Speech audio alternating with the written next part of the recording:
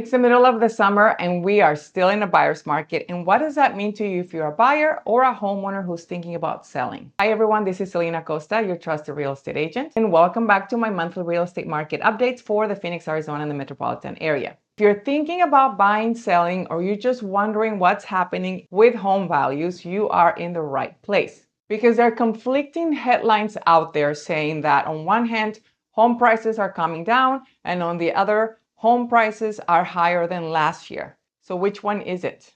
Well, both things can actually be true at the same time. Let me explain. Let's start with what the market is doing. Overall, we're still in a mild buyer's market, not dramatically different from last month, but buyers still have more negotiating power than they did a couple of years ago. The good news is that sales are actually up compared to this time last year. More people are buying homes, which tells me that there are more buyers out there. They're just being much more selective. Here's what's interesting. Most homes under $800,000 have remained pretty flat in value over the last few years. Some price ranges even came down slightly.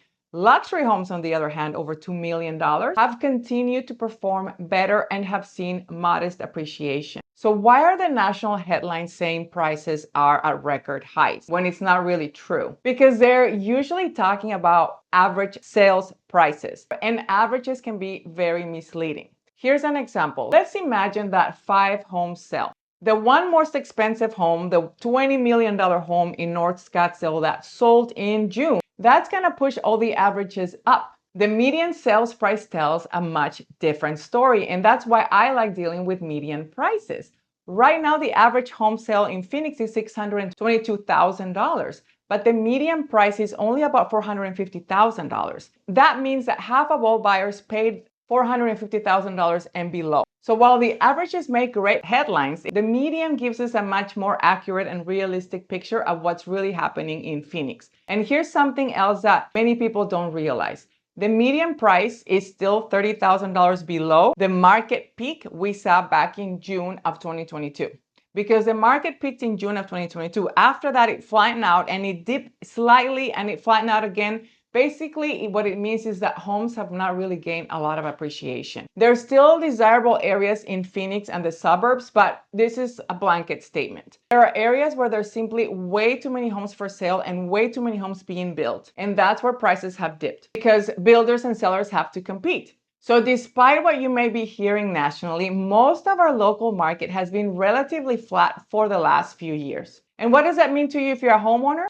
If you bought your home before 2022, you may have a little appreciation, but after 2023, you probably have none or maybe negative equity. That doesn't mean that buying was a bad decision. It just means that most of your wealth has probably come from paying down your mortgage, not rapid appreciation. The average home at the average price is taking about 48 days to go under contract, depending in the area. More than half of sellers are contributing towards buyers' closing costs, so it's very normal to negotiate that. Buyers are negotiating a lot, and most of the homes are selling for about 97% of the original list price. None of that tells me that we're in a bad market, but I do feel that this market will continue for at least another year. This is a good market to buy, even if you have to sell to buy. You may take a haircut when you sell, but you may give an even bigger haircut when you buy. So it tells me that we're just in a normal negotiating market. The homes that are selling quickly still have the same things in common. They're priced correctly, they're in great condition,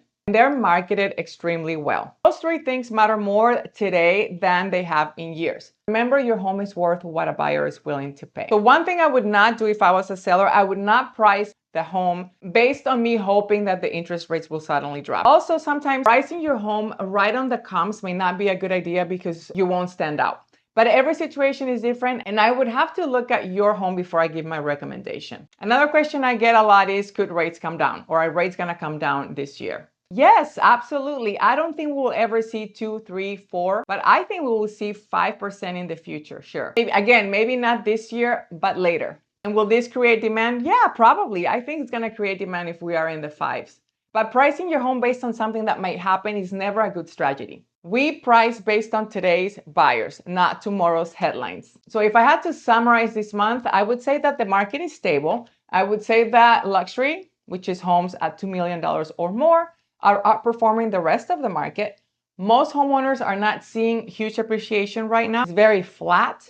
And the new housing law is a positive long term, but it's not going to change our resale market overnight. So if you're thinking about selling, pricing and presentation are still everything. I hope this was helpful. Thanks so much for watching, and I'll see you next month on my next market update.